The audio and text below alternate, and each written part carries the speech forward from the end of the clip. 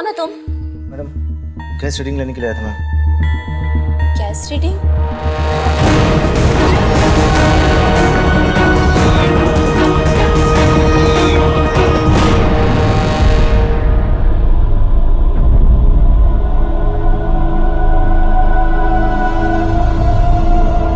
ये सोच ही कितनी डरावनी है कि जब कभी आपके घर की बेल बजती है, मुमकिन है कि बेल बजाने वाला शख्स कोई पहचान वाला या कोई मेहमान नहीं बल्कि कोई चोर या लुटेरा हो सकता है। लेकिन ये खौफ, ये दहशत आज बड़े शहरों की हकीकत बन चुकी है, खास करके उन घरों में जहां पर औरतें और बुजुर्ग अकेले रहते हैं।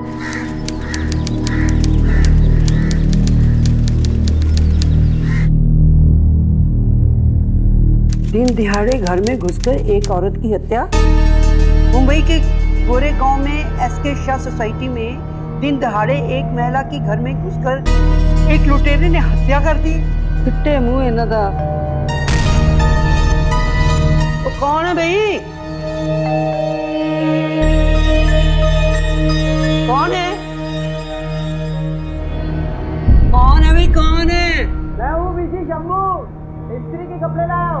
ओहो शंभू,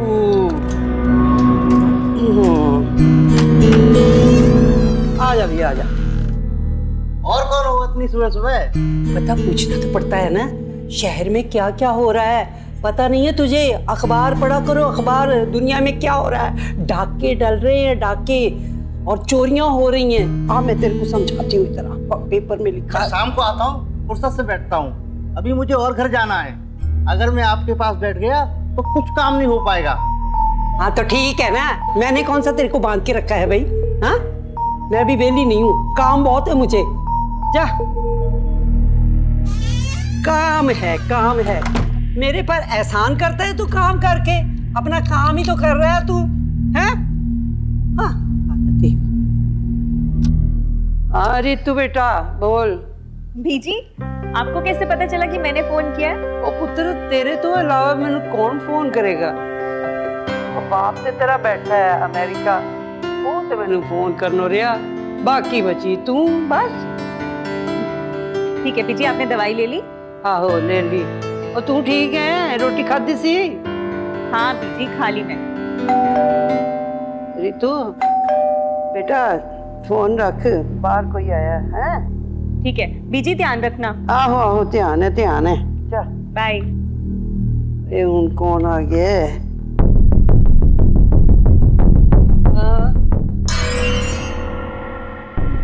पता नहीं कौन है।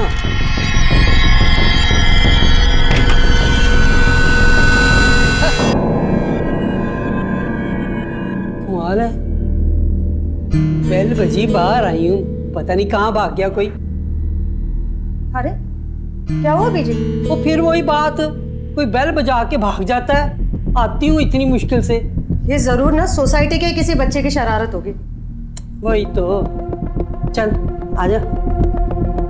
नहीं बीजी, अभी तो मुझे बहुत काम है, मैं फिर आती हूँ ना। काम है, कसमन खा, सबको काम है, मैं वेली बैठी हूँ।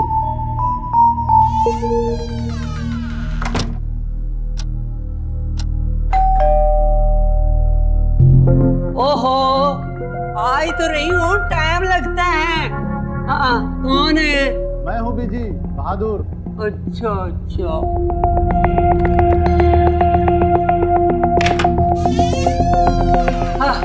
वॉचमैन। बीजी, मैं प्लम्बर को ले आया हूँ। ओ बहादुर, शुक्र है। ले आया अंदर, बाथरूम का बहुत बुरा हाल हो गया। आजा, दरवाजा बंद कर।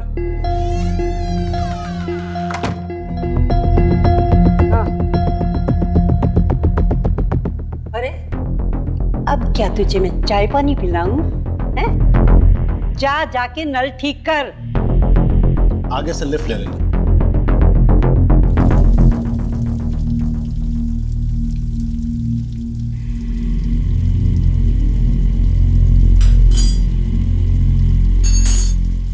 कितनी बार कहा प्लम्बर लेके आ, प्लम्बर लेके आ।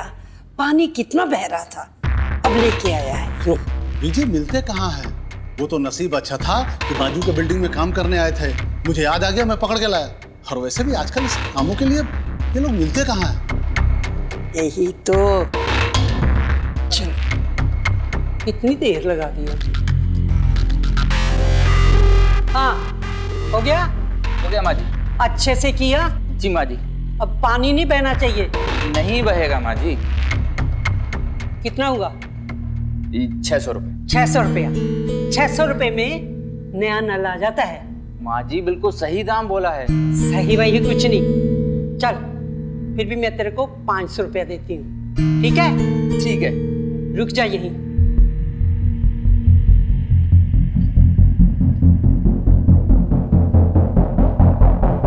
गुरु सतनाम।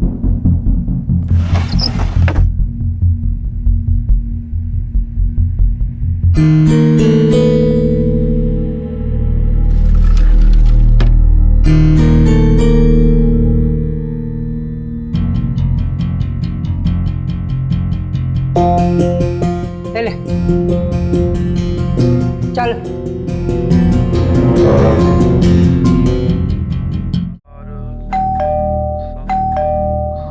ओहो, अब कौन आ गया है? कौन है भाई? ले, यहाँ तो कोई दिखता ही नहीं।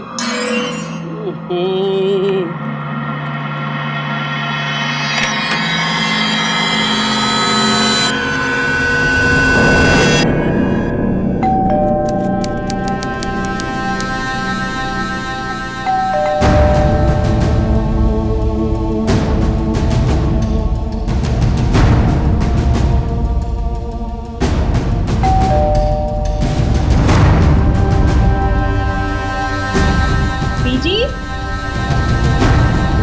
बीजी,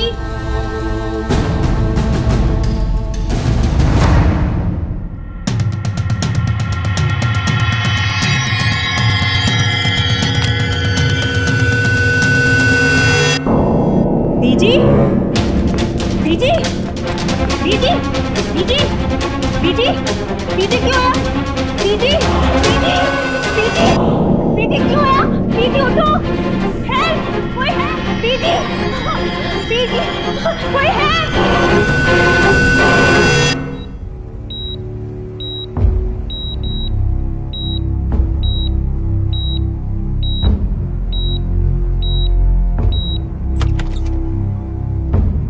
डॉक्टर साहब, कैसी है मेरी बीजी? वो ठीक तो हो जाएंगी ना? अभी कुछ भी कहना मुश्किल है, काफी खून बह चुका है। हम कोशिश कर रहे हैं, आप हौसला रखिए प्लीज। देखो, तूने कहा ना, वो कोशिश कर रहे हैं।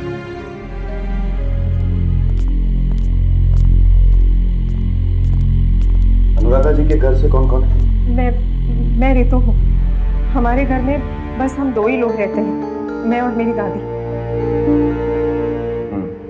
आपके माँ बाप कहाँ पर है? जब 12 साल की थी तभी मेरी माँ गुजर गई थी। तब से मेरी दादी ही मेरी देखभाल करती है।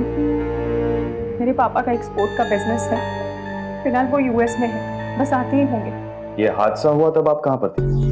मैं अंधेरी में थी, अपने ऑफिस में। मैं एक मीडिया फर्म में काम करती हूँ। देखिए, हमें आपके घर की तलाशी लेनी होगी। बेहतर होगा अगर आप हमारे साथ चलें। तुम जाओगे तो मैं हूं ना यहाँ पर।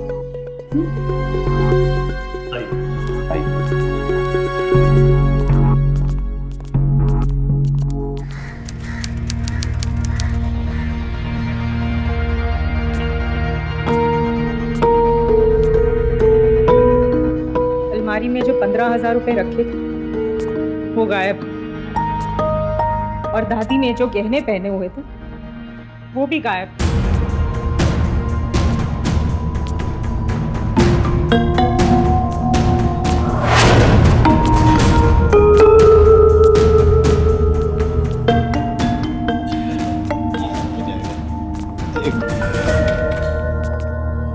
क्या नाम है तेरा? जी, बहादुर सिंह। कितने साल से काम कर रहे हैं? 2 साल से सर। अनुराधा जी के घर पर जिस दिन हादसा हुआ उस दिन सुबह से लेकर 2:30 बजे तक जो कोई भी आया था उसकी लिस्ट है ना तेरे पास? जी है। ठीक है।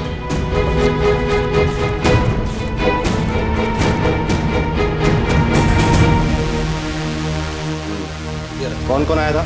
जी रोज की तरह अखबार वाला दूध वाला ऊपर गया था साहब, बाद में काम वाली और धोबी भी गया था, और 2 बार हम भी जाकर आए साहब। बोला सबको?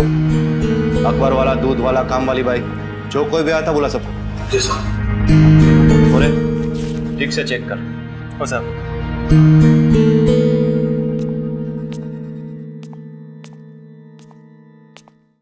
बोल बे। साहब हम तो सुबह 6 बजे आते हैं, घर के अंदर भी दाखिल नहीं होते, बाहर ही दूध रख के चले जाते हैं साहब। साहब मैं भी रोज की तरह सुबह 7 साढ़े 7 बजे आया था और पेपर बाहर ही डालकर चला गया था, आज तक भी अंदर नहीं गया। साहब हम तो 9 बजे करीब कपड़े वाले इस्त्री कर देने गए थे। साहब मैं बीजी के घर में काम करती हूँ। आज कितने बजे आई थी? सर मैं रोज 12 बजे जाती हूँ। ओहो, अब कौन आ गया है? कौन है भाई? यहाँ तो कोई दिखता ही नहीं।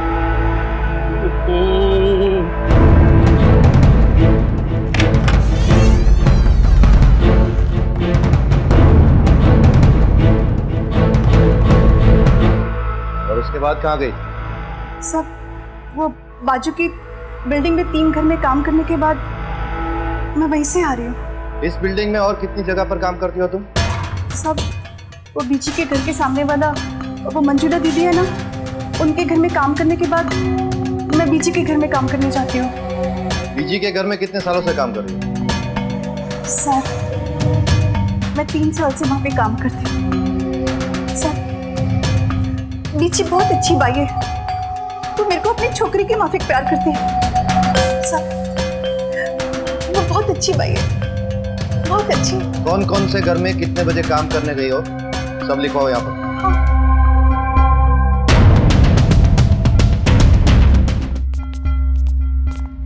साहिब पूरे दिन में सिर्फ 4 एंट्रीज हैं।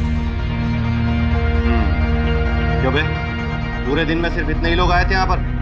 साहब इस बिल्डिंग में अनजान लोग बहुत कम आते हैं, ज्यादा नहीं आते साहब। इसलिए तू लापरवाही से काम करता है? माफ कर दिए साहब, गलती हो गई, आगे से ख्याल रखूंगा। लेकिन जितने लोग आए थे साहब मैंने सबको बुलाया। इसीलिए तो तू ऊपर गया था। नहीं साहब, वो बीजी के बाथरूम का नल खराब हो गया था साहब, तो मैं प्लम्बर को लेके गया था। दोबारा क्यों गया था? प्लम्बर ने ठीक से काम नहीं किया था साहब, तो बीजी नहीं बुलाया था उसे वापस बुलाने के लिए। उस वक्त टाइम क्या हुआ था?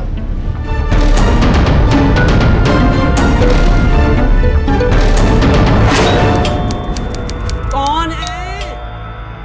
कौन है भाई? अरे बीजी मैं हूँ, बहादुर। हाँ वो लगता है। जी बीजी बुलाया आपने? अरे बहादुर, वो नल फिर से लीक करने लगा है। क्या करूं? वो कसम खाना तेरा प्लम्बर फोकट के पैसे लेके चला गया। बुला उसको जल्दी से। अच्छा मैं बोलता हूँ उसको। मैं आऊँ जो चंगी तरह खबर लेनी है।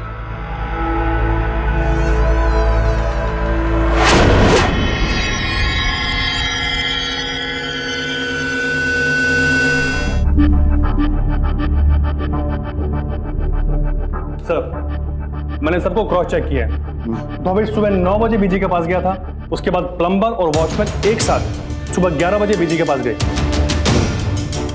लेकिन प्लम्बर का बयान नहीं दिया। सर मैंने उसे फ़ोन किया और उसका फ़ोन स्विच ऑफ है। लेकिन सर एक बात देखिए सर, कि वॉचमैन सुबह 11 बजे गया, उसके बाद ठीक 11:40 पर दोबारा बीजी से मिला। लक्ष्मी 12 से 12:30 बजे तक बीजी के पास थी। उसके बाद वो पास वाली बिल्डिंग में गई और वहाँ की जो मालकिन है उसने ये बात कंफर्म की है। इसका मतलब ये हुआ मोरे कि हमला 12:30 और 2:30 के बीच में हुआ है। सर मुझे भी ये लगता है। सर ये देखिए बिल्डिंग का रजिस्टर, सर सुबह से शाम तक सिर्फ 4 एंट्रीज है। तो ये वॉचमैन काम नहीं करता, काम के नाम पर खाक छानता है। देख जो भी है सच सच बता, वरना तेरी नौकरी तो जाएगी, जेल की हवा भी खाएगा। मुझे माफ कर दीजिए साहब, नौकरी बचाने का डर से हमने आपसे झूठ बोला था। दरअसल थोड़ी देर के लिए हम यहाँ से काम छोड़ के चले गए थे साहब। अरे बोल ना, पूछना पड़ेगा। नहीं साहब बोल। वो गांव से कुछ मेहमान लोग आए थे, तो उनको जरा खाए पानी पिलाने के लिए चला गया था साहब। कब? कितने बजे? 12:30 से 1 के बीच में साहब। मतलब कि 12:30 से 1 के बीच में अगर कोई बिल्डिंग में आया था तो उसके लिए दरवाजा खुला था, और बिल्डिंग में कहीं सीसीटीवी कैमरा भी नहीं है। और वो प्लम्बर का एड्रेस पता किया? बहुत जल्दी। जो पूछते हैं ना तो चुपचाप जवाब दे। मतलब तू 1 बजे वापस अनुराधा जी के घर पे गया था? जी हाँ जी।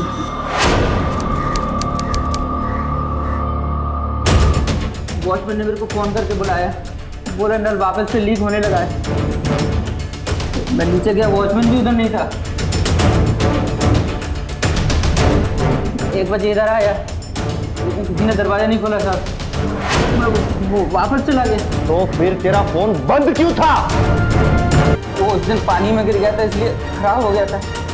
जैसे मुझे पता चला आप मेरे को याद कर रहे हैं, मैं खुद हाजिर हो गया। हम गरीब जरूर हैं सर, लेकिन खूनी और चोर नहीं। सच कह रहा हूँ सर, माँ कसम सर। जा वहां बैठ।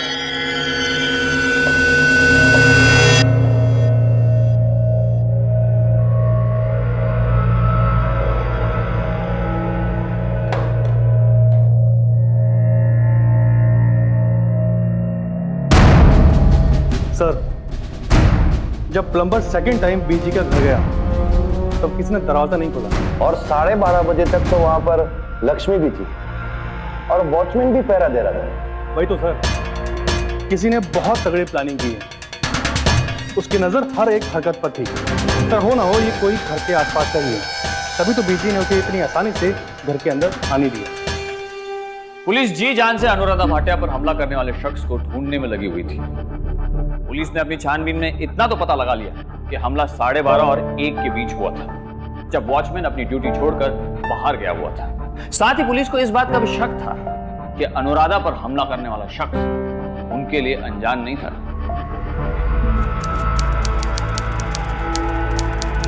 पापा,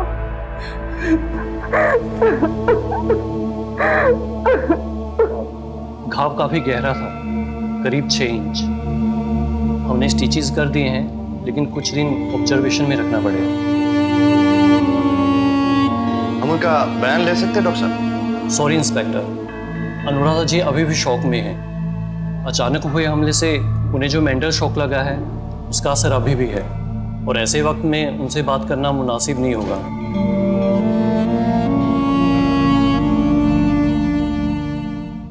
जी पापा, मैंने खाना बना लिया है, बस मैं निकल ही रही हूँ दवाई लेके। हाँ जी हाँ जी।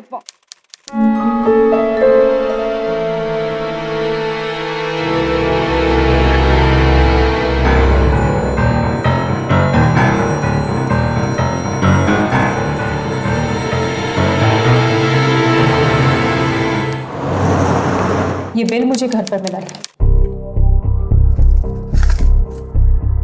राजेंद्र पंडित जी, मैंने उनके मोबाइल पर फोन भी किया, उनका फोन स्विच ऑफ जा रहा है।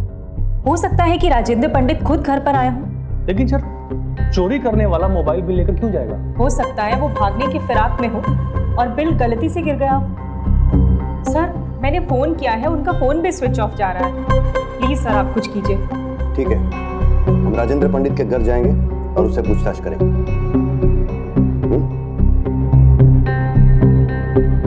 पुलिस की काफी तहकीकात के बावजूद भी यह केस आगे नहीं बढ़ पा रहा था। पीड़ित अनुराधा भाटिया ही एकमात्र इस केस की चश्मदीद गवाह थी, लेकिन वो अभी भी उस हादसे के आघात से उभर नहीं पाई थी। लेकिन घर में मिले अनजान आदमी के एक मोबाइल बिल ने इस केस को एक नई दिशा दी। पुलिस उस शख्स से पूछताछ करने पहुंची जिसके नाम ये मोबाइल बिल था। जी, राजेंद्र जी मेरे पति हैं, लेकिन वो तो पिछले 2 दिनों से राजस्थान गए हुए हैं। देखिए, 2 दिन पहले एक बूढ़ी औरत पर जानलेवा हमला हुआ और उनके घर से हमें आपके पति के नाम का मोबाइल बिल मिला है। ये आप क्या कह रहे हैं?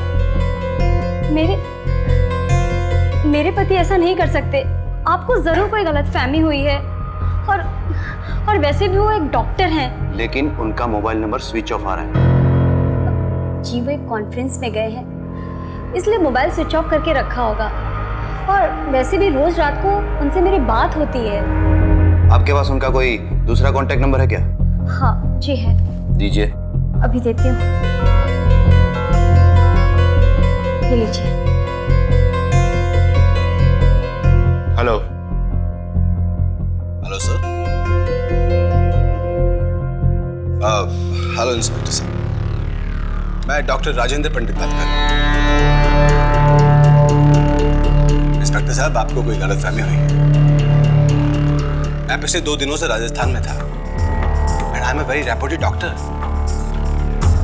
बांद्रा में मेरा क्लिनिक है, आप चाहें तो आके देख सकते हैं। आप मुझ पे खामखा शक कर रहे हैं इंस्पेक्टर साहब। शक की वजह है डॉक्टर साहब, आपका मोबाइल बिल जो हमें उस जगह से मिला। क्या आप हमें ये बता सकते हैं कि आपका मोबाइल बिल आपके घर की बजाय किसी दूसरे के घर में क्या कर रहा था? मुझे क्या मालूम, और वैसे भी मैं ऑनलाइन पेमेंट करता हूँ। अब कब कुरियर आएगा, कब मैं बिल का भुगतान करूंगा, मैं इन सब चीजों में अपना कीमती वक्त ज़ाया नहीं करता। और फिर भी अगर आप उन पर शक करते हैं तो मैं खुद पुलिस स्टेशन में आके आपसे मुलाकात करता हूँ। ठीक है।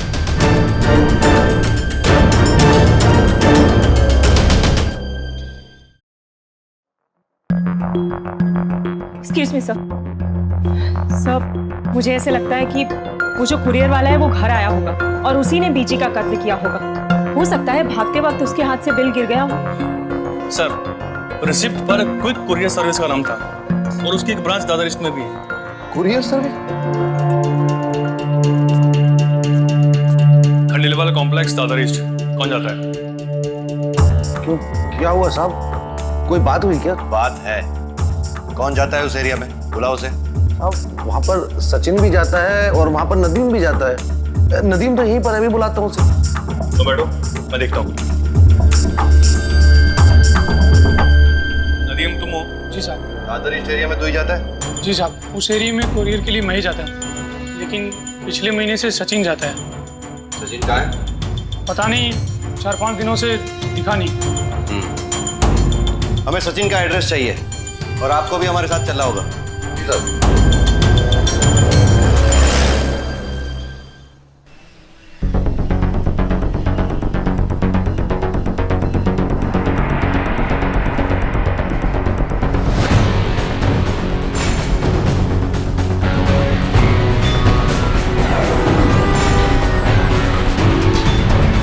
ये दरवाजा खोल। सचिन किधर है? साहब, हुआ क्या? अरे सचिन किधर है? साहब, लेकिन हुआ क्या? पूछा, उसका जवाब दे। सचिन किधर है? अंदर। पुलिस का अनुमान था कि हमलावर कुरियर देने के बहाने घर में घुसा और अनुराधा पर हमला किया। 72 साल के अनुराधा भाटिया पर हुए जानलेवा हमले की जांच एक मोबाइल बिल के जरिए आगे बढ़ रही थी और उसी के सहारे पुलिस सचिन तक पहुंची, जिसके जिम्मे ये बिल डिलीवरी करने का काम सौंपा गया था। ओह, तो तू इधर छुपा है?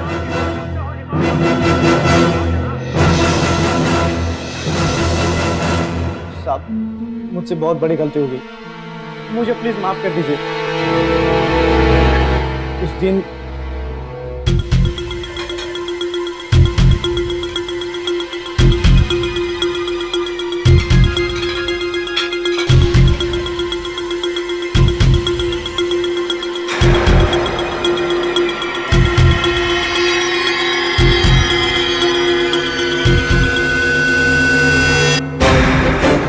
किधर गया? अरे मेरा साइकिल, उसमें मेरा बैग भी था। मतलब खंडेलवाल कॉम्प्लेक्स में चोरी तूने नहीं की? नहीं साहब, जब से ये बैग चोरी हुआ है मैं डर के मारे घर से बाहर निकला भी नहीं। मैं सच कहता हूँ साहब, मैं सच कहता हूँ। साहब, मैंने तो बैग चोरी होने का कंप्लेंट भी लिखा दिया है। साहब, मेरा बेटा डर गया था, उसको लगा मैनेजर लोग उसको काम से निकाल देंगे। कौन से पुलिस स्टेशन में कंप्लेंट की? दादर ईस्ट पुलिस स्टेशन में साहब। दादर ईस्ट पुलिस स्टेशन में फोन करो और पता करो कि ये क्या बक रहा है। हो सर। सर, मैं इसे काफी सालों से जानता हूँ, मुझे नहीं लगता कि इसने कुछ गलत किया होगा।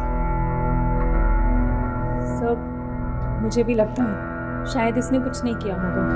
देखिए, ये तो आपकी दादी ही बेहतर बता सकती है कि हमला करने वाला कौन था। And for that we have to wait.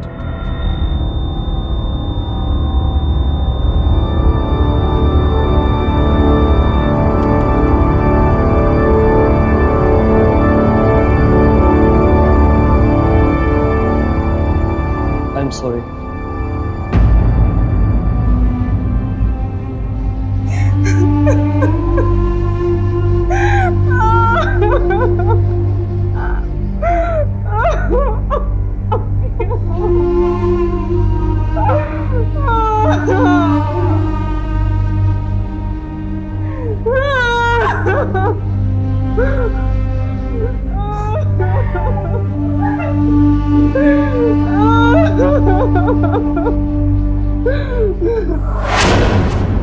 Police के पास सिर्फ एक ही चश्मदीद गवाह था जो इस केस को एक नई दिशा दे सकता था। लेकिन 3 दिन तक मौत से जूझने के बाद अनुराधा भाटिया ने दम तोड़ दिया। पुलिस ने सचिन को क्लीन चिट दे दी क्योंकि उसका बैग वाकई में चोरी हुआ था और उसने इसकी रिपोर्ट भी दर्ज करवाई थी। पुलिस की कार्रवाई अब ठंडी पड़ने लगी थी, लेकिन रितु के सीने में आग अभी जल रही थी। जिस दादी ने उसे मां की तरह पाला था, उसके कातिलों को वो हर हाल में सजा दिलाना चाहती थी।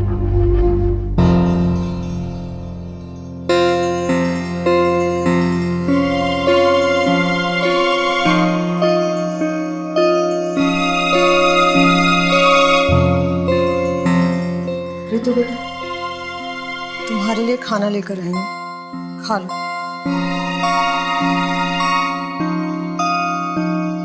आपने क्यों तकलीफ की? लक्ष्मी आकर बना देती। लेकिन लक्ष्मी तो गांव जाने वाली है, कह रही थी कि कोई बीमार है।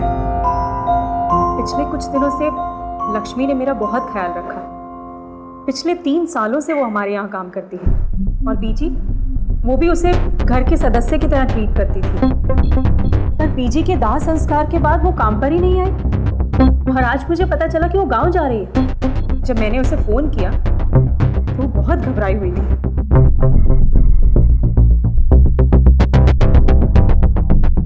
उसके घर का पता है आपके पास? जी। चलते हैं। सर।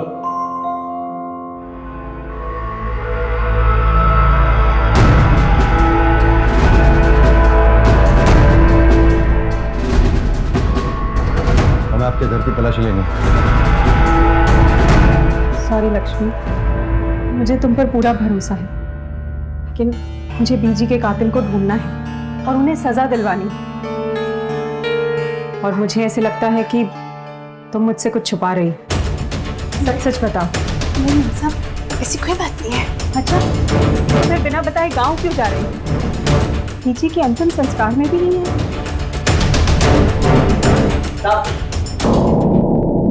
ये जेवरात मिले।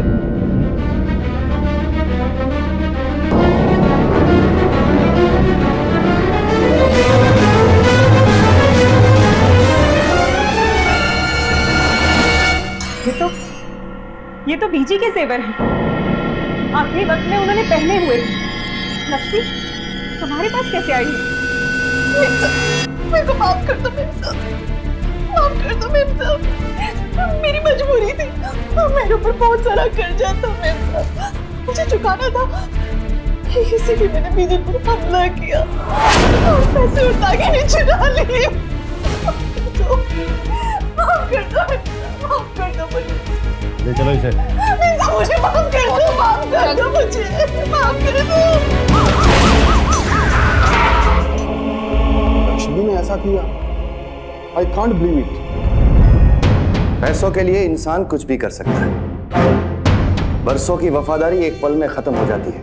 एनीवेज, आपके गहने तो मिल चुके हैं लेकिन आपके पैसे नहीं, क्योंकि लक्ष्मी का कहना है कि उसके ऊपर कुछ कर्ज था, उसको चुकाने में वो पैसे खत्म हो गए। कर्जा? मैं नहीं मानती। अरे लक्ष्मी हमारे यहाँ पिछले 3 सालों से काम कर रही थी और अगर उसे रुपयों की जरूरत थी तो वो बीजी से कह सकती थी, मुझसे मांग सकती थी, पर उसने किसी से कुछ नहीं कहा। शायद वो मांगने से कतरा रही थी। और वो मोबाइल बिल, वो कहाँ से आया? मोबाइल बिल की गुत्थी तो अभी तक नहीं सुलझी।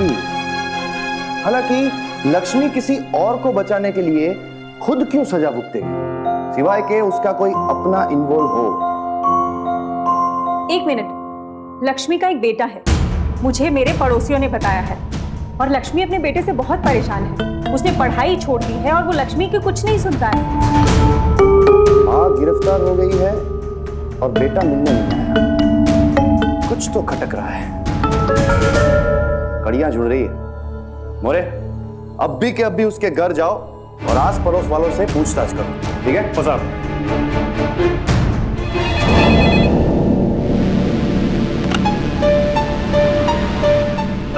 हाँ बोल। सर, नंदू जिस दोस्त के यहाँ ठहरा हुआ था ना, उसका ये कहना है कि वो रात को औरंगाबाद जाने की बात बोल रहा था और वो सुबह सुबह चला गया। मुझे लगा वो अपनी माँ को मुसीबत में छोड़ के नहीं जाएगा, लेकिन ये तो भाग रहा है। और हाँ सर, उसकी फोटो मिल गई है। Very good. एक काम करो, फौरन फैक्स करो और तुम बस डिपो पहुंचो। मैं रेलवे पुलिस को इन्फॉर्म करता हूँ। औरंगाबाद जाने वाली हर बस और ट्रेन पर नजर रखो।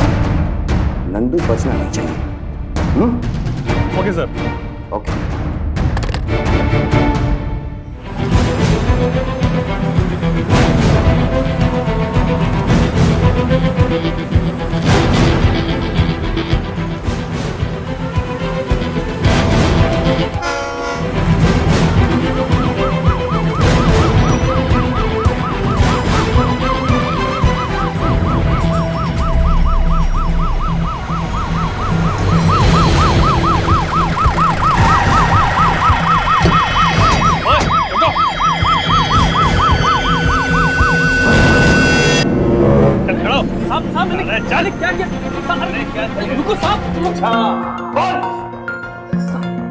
जल्दी बोलता हूँ साहब। अभी आई अक्सर बीजी की तारीफ क्या करती थी साहब।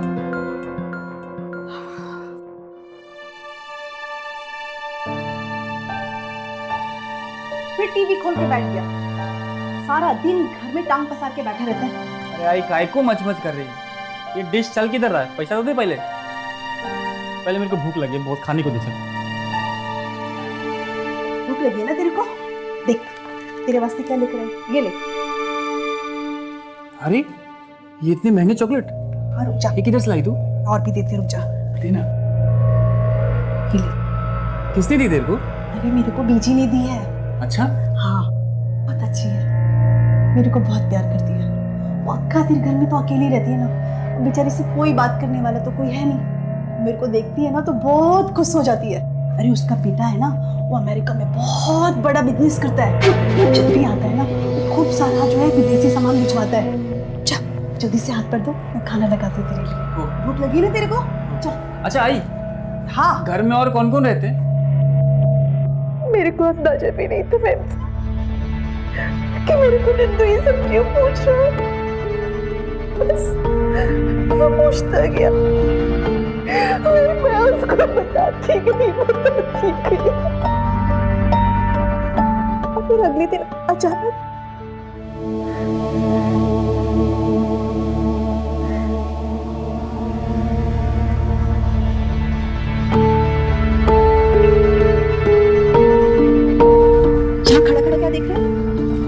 ऐसे ही कोई बिल्डिंग को देखने पर टैक्स लगाए क्या? कभी सीधी सीधा जवाब नहीं देता है। चल तू सवाल ही कितने पूछता। चल घर चल।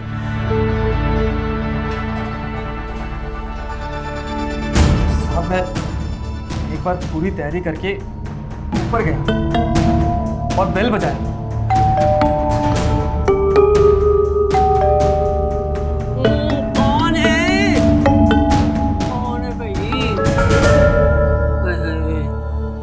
कि नहीं? इसको रहने देना, इसी को दिखाई तो देता ही नहीं। ये बच्चे होंगे ना, सोसाइटी के बच्चे, बेवकूफ ऐसे ही बेल लगा के चले जाते हैं। हाँ।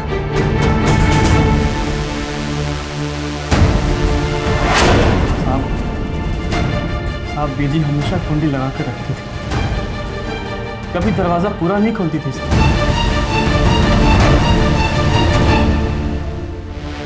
मैं सोचता था साहब कि घर के अंदर कैसे घुसूं। के अंदर जाने के लिए बहाना ही ढूंढ रहा था साहब।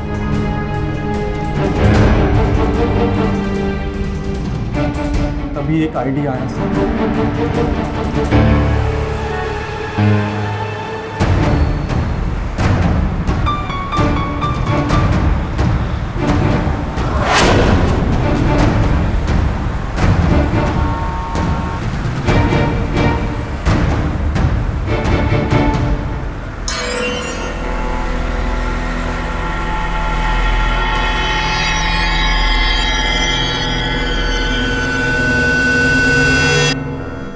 मेरे को मालूम था साहब कि माँ 12:30 बजे घर से बाहर निकलती थी। साहब मैं बिल्डिंग के बाहर ही इंतजार कर रहा था साहब। जैसे ही वॉचमैन अपनी जगह से हिला, मेरे को मौका मिला साहब, और मैं घुस गया साहब। सच्चे बादशाह मेर कर कौन आ गया है? खड़ी खड़ी तंग करती रहती है। ठहर जा, आनिया। कौन है? जी आपका बिल। पता नहीं चल रहा। हाँ, क्या है? कौन हो? आपका बिल। कौन सा बिल? मोबाइल का बिल। मोबाइल का ला। रिसिप्ट साइन करके दीजिए। हाँ तो पेन लाना।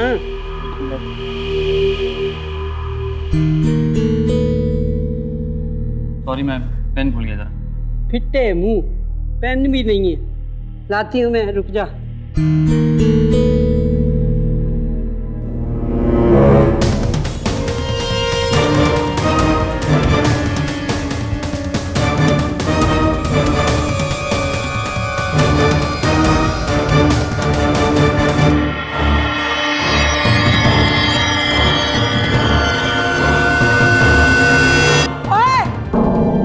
कैसे आ गया? रुक जा भाई, मैं कहती हूँ रुक जा। मेरे को नहीं पता कि नंदू ने उस रात क्या किया। मेरे को अगले दिन पता चला। नंदू, नंदू। हाय। मैं रितु मैन सबको टिफिन देने के लिए जा रही हूँ। ठीक है, खाना तैयार है, तू खाना खा लेना। मेरे को लेट हो जाएगा, ठीक है? ठीक है। सुन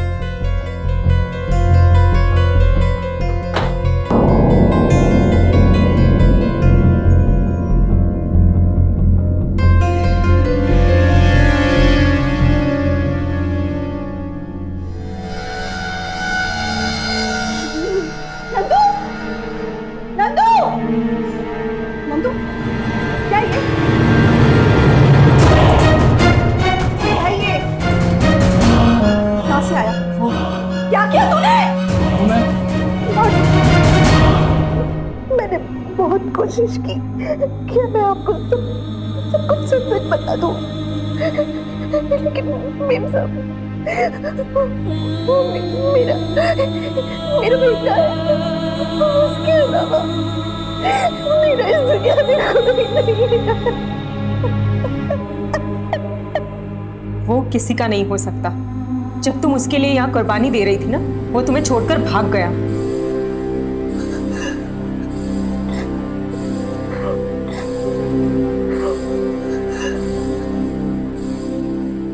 नंदू को आईपीसी की धारा 397 के तहत 7 साल की सजा सुनाई गई। ये केस एक गंभीर मुद्दे को उजागर करता है और वो है सेफ्टी ऑफ सीनियर सिटीजन। जरूरी है कि सोसाइटी और पुलिस मिलकर बुजुर्गों की सुरक्षा के लिए ठोस कदम उठाएं। हर सोसाइटी में, हर बिल्डिंग में सुरक्षा के कड़े इंतजाम होने चाहिए। किसी भी अनजान शख्स को बिना पूछताछ के बिल्डिंग में दाखिल नहीं होने देना चाहिए।